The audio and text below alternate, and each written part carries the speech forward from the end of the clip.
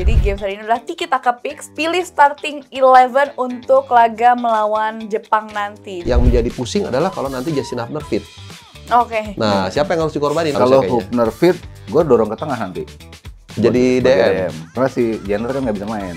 Sintayong jangan banyak eksperimen. Sepaket. Jangan banyak ya. Jangan terlalu banyak. Kalau boleh minta. Kevin Dix kita masih nunggu juga nih kan. Nah, ini DPR kan belum ya. Info A1 tapi ntar apa sekarang nih? Ada nih.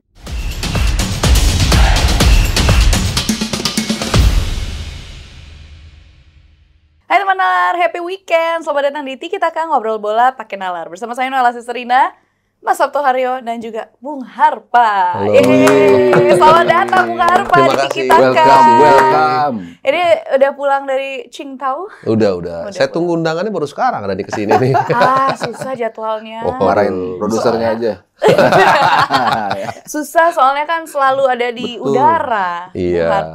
Memang kadang-kadang harus kita ke lapangan juga kan, biar tahu apa yang ada di lapangan. Dan gitu. Biar selalu ada info A1 kan Nah, dari betul. Bung Harpa. Nah, oke teman-teman, jadi kita karena ini hari Minggu jadi kita mau santai-santai aja, mau ngobrol santai sambil main games. Gamesnya hari ini adalah pilih starting 11 untuk laga melawan Jepang nanti. Jadi games hari ini adalah Tiki Taka Picks dan Mas Sabto sama Bung Harpa di sini akan memilih line up yang dirasa paling sesuai untuk laga melawan Jepang nanti. Nah, tapi pemain-pemain yang dipilih ini adalah pemain-pemain yang dipanggil pada saat laga melawan Bahrain dan juga China. Jadi memang ada beberapa pemain yang belum ada karena cedera atau memang karena nggak ada di line up ya pada saat melawan Bahrain dan juga China. Oke, mungkin kita mulai dari formasi dulu nih yang dipilih. Formasi. Ini ada formasinya 3-4-3, 3-5-2, 5-3-2, 4-3-3, tapi yang lain juga boleh ya Bung Harpa sama Mas Sato. Kira-kira yang paling sesuai untuk melawan Jepang apa nih? Mungkin Mas Haryo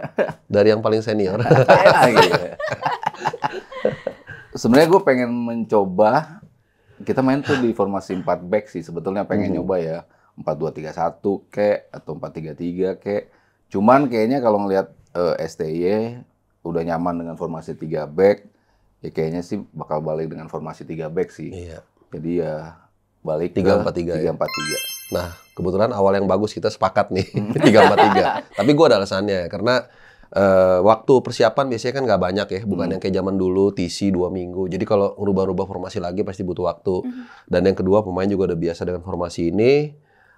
Jadi ya nggak ada alasan selain 3-4-3. Mungkin kalaupun mau ngerubah seandainya ada niatan itu nanti dilakukan bulan Maret. Karena banyak waktu untuk adaptasi dan aklimatisasi gitu. Jadi 3-4-3. Wah, ini awal yang baik ya karena sepakat, tapi kayaknya nanti takutnya di posisi-posisi lain takutnya ada kayaknya bakalan ada sedikit-sedikit perbedaan itu menarik juga. Iya. Oke, sekarang kita mulai dari posisi kiper. Ada Hernando Ari di situ, ada Martin Pas yang selalu pas, lalu juga ada Nadeo di sana. Kira-kira siapa nih Mas Sato dan Bung Harpa? Iya, udah pasti Martin Paes ya. Dan yang menarik adalah saat ini udah off season dan timnya juga nggak lanjut lagi di babak playoff.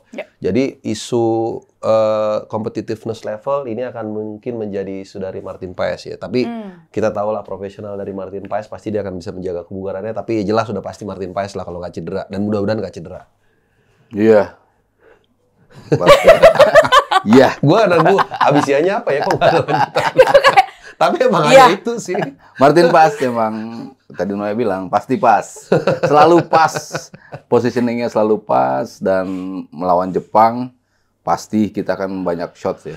Yang datang ke kita butuh kiper dengan pengalaman yang tinggi di level internasional. Sering dihujani tembak oleh striker-striker yang berkelas. Jadi ya memang nggak ada lagi sih memang Martin Pas, dan di setiap pertandingan nunjukin kualitasnya nggak pernah turun ya. Kemarin ya pasti adalah kiper kalau one on one kebobolan tuh memang emang sering terjadi gitu kan. Cuma kan lihat berapa saves yang dia buat sebelum-sebelumnya gitu. Jadi ya kayaknya nggak ada pilihan lain untuk start melawan Jepang, jelas Martin Pas. Nah, ini kayaknya pilihan yang cukup mudah, tapi selanjutnya nih untuk pemilihan back tengah. Nah, ini mungkin ada perbedaan nih dari antara Mas Sabto dan juga Bung Harpa ya. Ada Kevin Dix, Mads Hilgers, Jay Izes, dan Rizky Ridho ini buat back tengah. Lalu selanjutnya ada Kevin Verdong, Ferrari, Jordi Amat yang masih cedera, nampaknya lama ada Wahyu Pras. Ya, ditambahin mungkin kalau sudah sembuh nanti Hubner bisa jadi salah satu alternatif sebetulnya ya.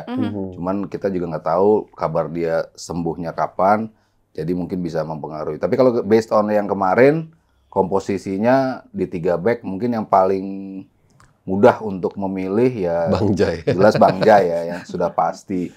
Kevin Dix kita masih nunggu juga nih kan. Nah, ini DPR kan belum ya. Info A1 tapi ntar apa sekarang nih? Ada nih. Iya. Boleh dong, Boleh. dikasih dong. Bung Harpa info Jadi A1-nya. Ini info A1, tapi info A1-nya agak kurang enak nih. Aduh. Kelihatannya agak kecil kemungkinan dia accomplish November lawan Jepang. Oke. Iya, Jadi- karena administrasinya. Dan itu satu memang dari ada saya info dari ya orang seseorang lah ya. Tapi yang kedua kalau kita bedah secara empirik juga sebenarnya kan agak susah karena ada transisi kekuasaan. Oke. Jadi DPR juga pasti juga lagi bikin komisi lah atau apa sih, gue juga nggak ngerti. Oke. Karena pemerintahan kita juga lagi Pastilah. transisi ya. Iyalah. Kemudian kantor kementerian walaupun Pak Erick Thohir sudah incumbent, Ya. pasti kan juga ada proses. Dan yang ketiga kan lagi ospek Pak Erick Thohir 4 Oh hari iya kan. benar. Lagi ospek semua Ya, ya. jadi tanpa ada info itu pun kalau kita lihat dari tataran administrasi memang agak berat. Oke. Dan oke. ini analisa yang terakhir kalau gue bilang agak konspiratif sih. Artinya kemarin kan ada isu soal Reinders itu dinaturalisasi cepat-cepat tapi kemudian nggak dimasuk DSP lawan China. Jadi kayak mungkin udah deh buru-buru ntar nggak dipakai juga. Tapi ini analisa asumsi gue ya. Jadi akhirnya mungkin dengan segala tools yang tadi ada itu jadi kelihatannya kecil kemungkinan dia akan main bulan November. Oke. Iya, lebih ke administrasi sih. Iya. Emang dari awal kan juga kita singgung berapa kali peralihan DPR-nya itu kan. Karena Iya. memang setelah dia menyerahkan berkasnya ke kedutaan, melepaskan kewarganegaraan, proses berikutnya kan ke DPR. Iya. Nah, DPR-nya itu kan yang ya kapan baru bisa bikin rapat Iya. dengan dia, ini memutuskan dia menjadi WNI atau enggak, baru habis itu kan. Kalau urusan sumpah sama pindah federasi mungkin bisa lebih cepat ya. Iya. Tapi kan kita harus -7 dari daftar pendaftaran. Nggak kekejar kayaknya. Jadi kan -7 dari tanggal segitu kan udah berapa hari lagi Iya. kan. Jadi itunya kayaknya yang bikin mepet. Jadi ya kayaknya di November sulit, mungkin di Maret ya, yang Berarti kita baru pasti. Iya. Jadi Coret ya dulu ya di sini. Kemungkinan untuk ya ini sementara, bisa. untuk sementara. Iya. Cuman kalau bisa ya, Mudah-mudahan bagus banget, ya. infonya salah. Mudah-mudahan. Jadi supaya dia main. Karena tadi DPR sumpah, terus kemudian ke DPR dulu dengar pendapat ya. Terus ambil sumpah. Walaupun itu dikebut, biasanya satu tuh digabung imigrasi sama Dukcapil. Jadi langsung foto, KTP, paspor. Tapi kemudian pindah federasi lagi, daftar lagi H-7 agak berat. Ya. Gitu. Oke. Berarti kalau dari pilihan yang ada selain Kevin Dix, kira-kira siapa nih Bung Harpa dan juga Mas Sabto?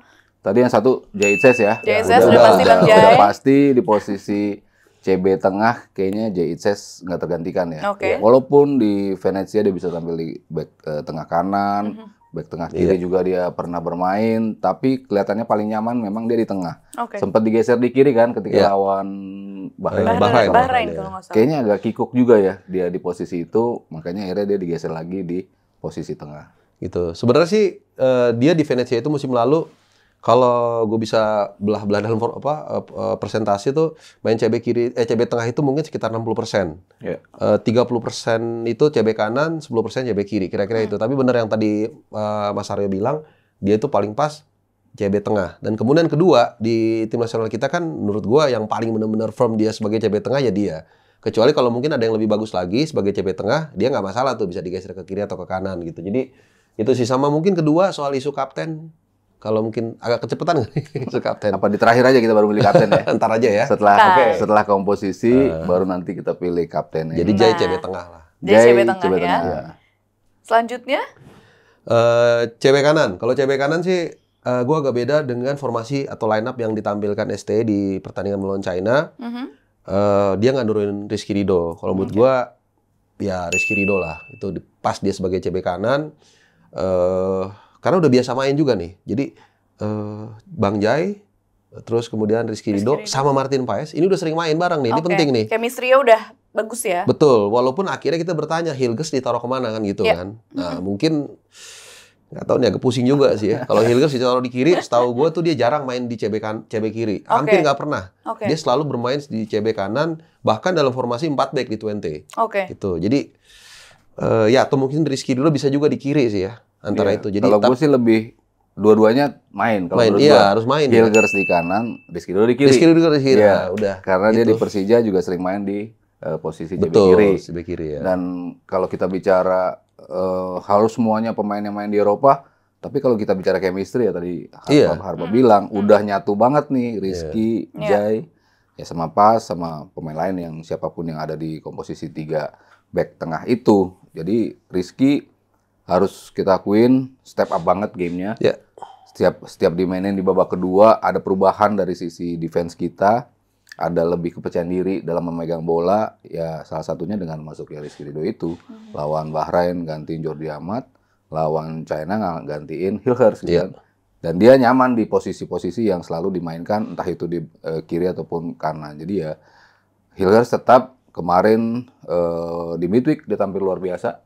Walaupun kalah timnya 2-0 ya. 2-0, tapi dia pribadi mainnya bagus sehingga nggak perlu kita ragukan lagi lah. Walaupun kemarin mungkin ada campur tangan dia dalam gol kedua, tapi ya dan telat nutup gitu. Cuman dia tetaplah one of the best pemain yang ada di roster kita. Jadi dia harus ada di CB kanan, sementara CB kirinya Rizky Ridho. Iya, mungkin satu catatan adalah kalau Rizky Ridho di kiri itu dia kan bukan natural left foot ya. Nah, sementara Sintayong ini pemuja CB kiri, kaki kiri. Left foot, Iya, karena kalau kita lihat dong. Kayak Verdong. Makanya kadang-kadang narik Verdong jadi CB kiri karena masalahnya memang kalau memang natural left foot itu lebih enak untuk build up serangan.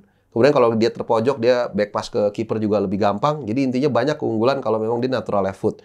Nah, kalau jadi yang menjadi pusing adalah kalau nanti Justin Hubner fit.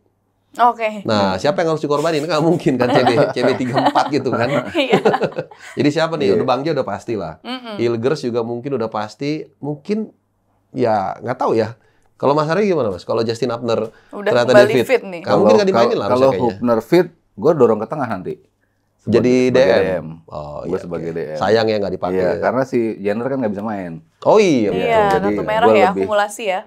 Walaupun gue suka dia main sebagai back, cuman ketika dia main di tengah, coverage-nya juga bagus gitu kan. Ketika di beberapa pertandingan Piala Asia. Piala Asia senior dia main di tengah, sempat awal-awal. Si Amat naik, dia langsung bisa nutup gitu. Dia chemistry sebagai gelandang bertahannya bagus gitu. Jadi ya mungkin Hubner nanti kita dorong ke depan. Tapi 3, ya berarti kita sepakat ya. Sepakat berarti Ridho CB tengah, CB tengah, Jaitses, kiri Rizky Ridho, kanan Mes Hilgers. Oke, sepakat ya. Sintayong jangan banyak eksperimen. Sepakat. Jangan banyak ya. Jangan terlalu banyak. Kalau boleh minta. Kalau boleh saran. Kalau boleh request kalau nggak sebagai diterima, pendukung. Iya. Kalau nggak diterima nggak apa-apa. Iya, jangan dong.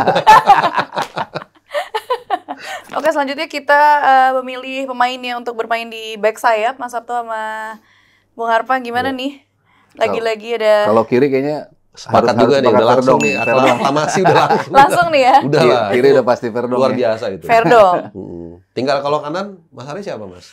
Kalau saya Kiri Sandy Walsh sih Verdong. udah no doubt lah. Kalau dia sembuh ya. Tapi masalahnya Dia masih sembuh, cedera nggak? enggak, dia kemarin di Mechelen di Belgia masuk cadangan. Oke. Nah, memang dia nggak main sama sekali dia nggak main, nggak turun. Tapi masalahnya level Eropa kan kalau dimasuk cadangan udah pasti fit. Oke. Udah pasti standar mereka tinggi lah. Jadi apalagi ini masih ada waktu, kira-kira mungkin 2 minggu lah kurang lebih ya. Ini ditayanginnya nggak tahu kapan. Jadi dengan dia kondisi sudah fit di standar Eropa, walaupun masuk cadangan, dan kita akan pantau juga dalam 2 minggu ini kan ada 2 game week lagi ya. Harusnya sih mudah-mudahan nggak ada masalah. Kalau gue sih Sandy Walsh. Sandy Walsh ya. Kalau saya sih sebetulnya penasaran sama Eliano Reinders juga di posisi itu. Karena kan ketika kemarin dia main debutnya tuh bukan di posisi itu kan. Agak sedikit mundur ke belakang gitu. Maksudnya kita nggak ngelihat atribut dia dari sisi offense yang sebetulnya yang kita nantikan kan itunya gitu kan. Tapi kemarin waktu lawan Bahrain ya? Lawan Bahrain dia main di babak kedua pertengahan. Akhir lah. Ya, itu kan lebih banyak ngebuang bola, lebih banyak ngamanin 2-1 ngamanin 2-1 di sisi defense gitu. Sementara yang kita ingin lihat ketika dia menjadi bagian dari tim Garuda adalah offense-nya nih. Dia bahkan bisa main di depan sebagai trio yang di depan ataupun di 3-4-3 di yang paling kanannya. Itu kan yang selalu kita nantikan. Jadi masih penasaran juga sih sama Eliano untuk tampil di posisi kanan. Jadi kalau defense wise mungkin Sandy Walsh lebih lebih firm ya. Dalam defense kita lihat Sandy Walsh lebih bagus lah. Tapi kalau kita mau lihat offense-nya, saya penasaran sih pengen lihat si Eliano Reinders di posisi itu. Jadi memang sulit nih antara Sandy Walsh sama Eliano di posisi wingback kanan. Jadi mungkin kalau siapapun yang diturunin starter salah satu, kalau situasi berkembang mungkin bisa dirotasi gitu kali ya. Misalnya Reinders yang pertama di kanan. Kalau nanti gimana-gimana, mungkin Sandy Walsh yang masukin bisa. atau sebaliknya. Walsh dulu, Ya. nanti kalau butuh serangan baru masukin Reinders. Karena lawan Jepang kan kita nggak tahu ya. Mudah-mudahan sih kita bisa nahan seri. Tapi kan kalau misalnya kita kebobolan, ya daripada kalah 1 kalah 2, mungkin masukin Reinders. Dan kemarin Reinders setelah 3 pertandingan tanpa minute play sama sekali, akhirnya dia dapat minute play juga walaupun main sebentar. Jadi mudah-mudahan kan lagi masa yang kurang bagus nih buat dia ya. 3 pertandingan nggak main sebelum international break. Terus juga international break dia cuman main mungkin berapa? 10 menit kali ya di lawan Bahrain. Lawan China nggak masuk DSP. Walaupun kita bisa bilang, nggak apa-apa. Tapi pasti sebagai pemain normal yang profesional dia ada rasa, kenapa gue nggak dimainin ya? Gue punya minute plan. Nah mudah-mudahan itu bisa dilihat sebagai tenaga yang bisa dimanfaatkan oleh Sintayong nanti untuk dimainkan seperti yang Mas Aryo bilang. Gitu. Oke, berarti di posisi kiri ada tentunya Calvin Verdong dengan kaki kirinya. Posisi kanan nanti kita lihat ya antara Sandy Walsh atau Eliano Reinders. Oke, selanjutnya gelandang. Siapa nih? Kita ada Nathan Chuaon, Tom Hai, ini ada Ivar Jenner yang akumulasi kartu, sama Ricky Kambuaya dan juga Eliano Reinders. Sebelum Mas Aryo jawab, saya ini dulu nih, Ivar Jenner kan udah firm ya. Dia nggak bisa main karena akumulasi 2 kartu kuning di round ketiga. Nah kalau Bang Jay, banyak yang masih bertanya-tanya nih, Bang Jay bisa main karena kartu kuningnya itu diperoleh yang pertama di round 2 saat menghadapi Vietnam. Jadi itu nggak dihitung. Cuman yang jadi satu tantangan adalah mudah-mudahan Bang Jay nanti tidak kena kartu kuning di pertandingan lawan Jepang. Karena kalau dapat kartu kuning, lawan Saudi nanti absen. Silakan Mas Aryo. Nah, gue yang ingin perubahan justru di sini ketika melawan Jepang dan berkaitan dengan Tom Hai. Normalnya kita kan memilih 2 ya. Iya. Siapa yang akan menemani Tom Hai? Tom Hai udah pasti satu.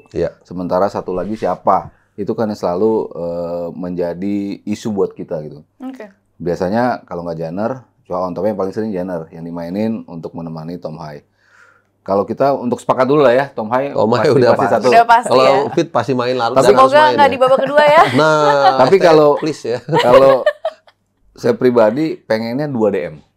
Gue pengen punya 2 DM, nanti Tom Hai gue dorong di depan justru. Jadi 2 DM-nya itu kalau Hubner fit, Hubner dan juga sama Nathan ya. Berarti 3-5-2 ya jatuhnya ya? Atau 3-4-3 tapi 3-4-1-2. Oh, 3-4-1-2. Ya, 3-4-1-2. Ya, 2 gelandang bertahan karena ketika Tom Hai hanya dipasangkan dengan Jenner atau hanya dipasangkan dengan Nathan, itu coverage area tuh luar biasa yang harus dia coverage. Sehingga susah untuk dia mikirin untuk offense-nya. Sementara atribut terbaiknya adalah sisi offense-nya. Dan ketika wingback kita begitu aktif, apalagi seperti itu kan, hanya meninggalkan 2 pemain gelandang kita, kadang-kadang overload sama 3 gelandang lawan.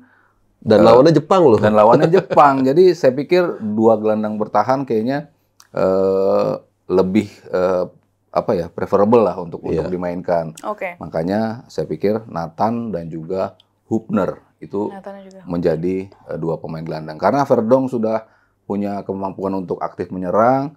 Di sisi kanan juga nanti antara Eliano ataupun Sandy Walsh juga punya kemampuan untuk naik turun yang sama juga. Makanya butuh 2 gelandang yang bisa merusak ritme Jepang. Mereka punya wingers yang bagus memang. Cuman kan wing harus selalu dibantu sama gelandang bertahan kan. Ketika satu mantu ada yang nemenin ke sini. Ketika satu sebelah kiri ada yang nemenin ke sana. Jadi nggak satu orang kiri kanan tapi bisa dibagi tuh antara Nathan dan juga Hubner mungkin. Dan dengan 2 DM kan kerja ataupun kreativitas dari Tom Hai bisa lebih maksimal ya. Walaupun perlu catatan juga nih, Tom Hai ini pemain yang sebenarnya steal-nya juga bagus. Musim lalu tuh dia di Heerenveen tuh paling banyak steal dan itu bisa waktu itu gue ke Midin kan di Vietnam itu kelihatan wah gila sih 3-4 kali mungkin dia ada steal bola. Jadi memang dia pemain yang interceptnya bagus banget. Jadi dengan ada 3 gelandang itu gue sepakat sama Mas Aryo. Untuk menghadapi Jepang yang udah pasti bakal kayak gelombang tsunami menyerang ini. Jadi kita kali ini justru perlu bertahan. Meskipun ada satu catatan waktu lawan China kita agak kaget juga ya. Gue nggak tahu ya Mas Aryo ya, mungkin beda atau sama. Ketika kita berharap atau berpikir lawannya agak mudah kita atasi, tapi malah dia taruh 2 gelandang bertahan. Iya. Kalau lawan Iya. Jepang lebih masuk akal sih, walaupun kita main home ya, gitu. Dan menariknya 2 gelandang itu dua-duanya kaki kiri itu, walaupun nggak ada masalah ya. Hapner sama Nathan ya. Ya. Berarti udah sepakat Tom Hai dan juga Hubner kalau udah sembuh ya. Iya, Hubner dan Nathan, Dan Nathan juga. sama nanti si Hai kita dorong ke depan. Didorong ya dia. Dorong. Mas Aryo yang dorong ya. Maju dikit. Gitu. Itu berapa kali kita yang dorong ya. Oke. Terakhir berarti ini kita memilih sayap dan juga striker ya. Ada Malik Rizaldi di sana, tentunya ada Rafael Strike, lalu juga ada Ragnar Ronatmangun, Marcelino, terus Hoki Caraka, Egy Maulana, Eliano Reinders, dan juga Witan Sulaiman. Gue rasa yang kita paling pasti sepakat mungkin Ragnar ya. Ya udah pasti Kayaknya itu udah satu lah. otomatis posisi otomatis dia. Iya. Dan engine-nya kan luar biasa ya, dari mulai lawan Arab juga tuh dia sampai merah mukanya babak kedua, kan panas loh itu waktu di Arab tuh. Iya. Terus lawan semua lah di 4 pertandingan itu dia luar biasa, walaupun ada satu catatan waktu lawan Bahrain ya, menurut gua ya dia agak sedikit ngeliat bola tuh pas kebobolan kedua, terlepas dari 96+3 ya. Iya, iya. Gitu. Mungkin satu lagi yang harus kita diskusikan nih, temennya siapa nih, Ragnar. Ragnar ini udah sepakat Ragnar pasti. dengan mudah. Berarti kan Ragnar tapi nomor 10-nya tadi Tom Hai Ya, yang agak sedikit ke depan tapi ke kanan ya Rafael Strike sih. Rafael Strike ya. Strike ya. Ya, jadi Kayaknya strike dulu. sisi Witan dan Malik itu kan biasanya area rebutan tuh ya. Iya, Kalau iya. pas 3-4-3 di kanannya itu ada 4 pemain yang rebutin tuh. Ada Witan, mungkin Marcelino, terus Eliano Reinders, Nanti bisa Yakob Sayuri kalau Malik. dipanggil. Oh iya, Yakob Sayuri juga bagus Malik, juga ya. Yakob, Jadi iya. kanan kita banyak sebenarnya.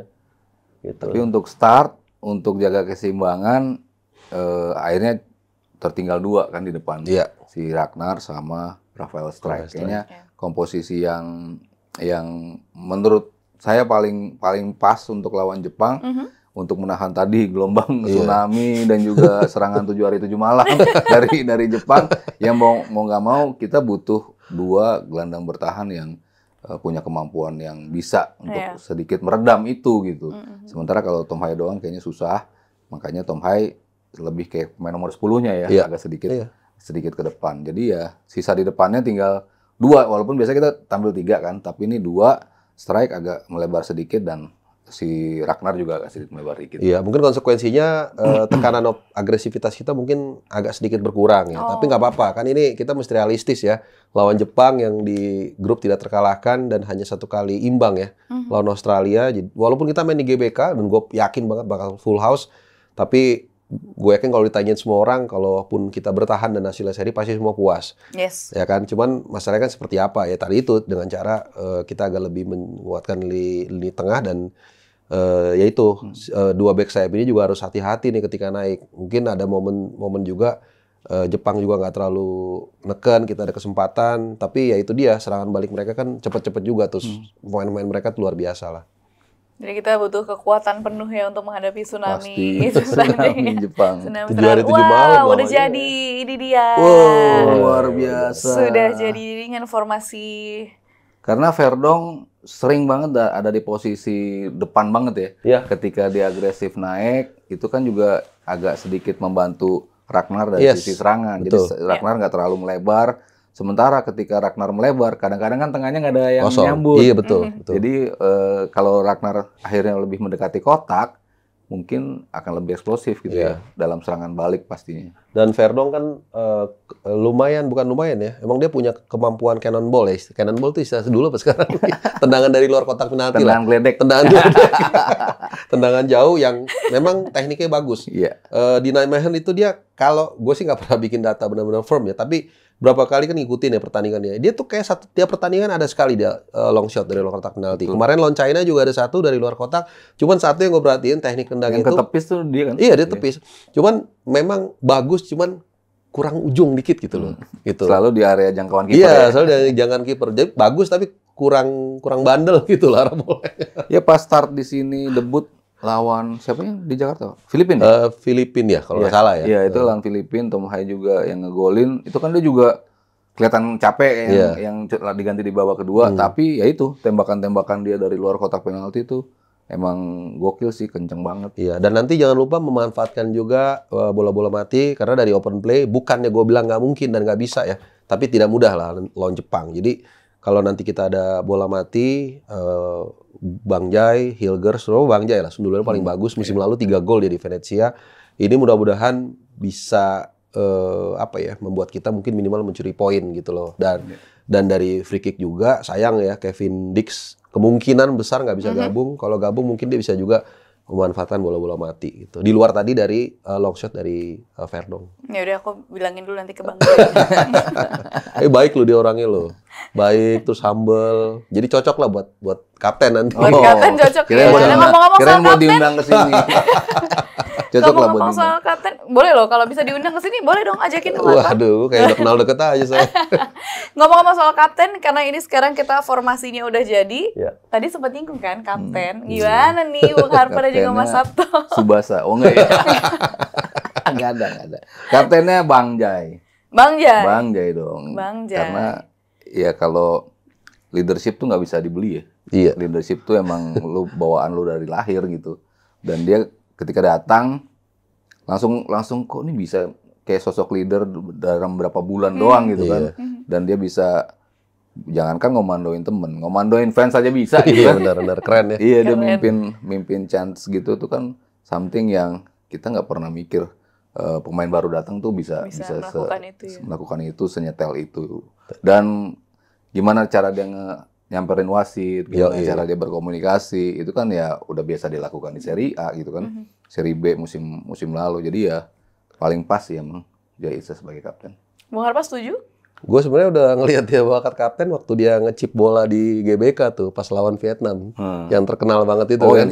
Wah, itu ini udah menik kapten ini langsung nih. Tapi memang sosoknya oke banget.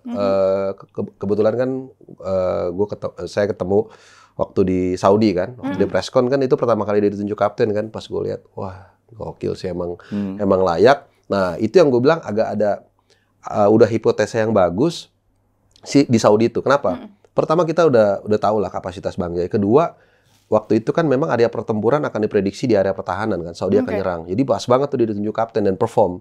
Tapi ya itu dia ya, walaupun kita menghormati semua pemain, tapi agak menjadi setback ketika dia kemudian ditunjuk menjadi Asnawi ditunjuk menjadi kapten di lawan China. Ya walaupun itu prerogatif pelatih, tapi sebenarnya bisa aja kan digeser. Nah kemudian itu tadi sebagai leader kita bisa lihat di momen tertentu ya ada friksi dengan pemain China, dia kan step up ya, step up, kemudian mencoba membela lah yang menurut dia benar.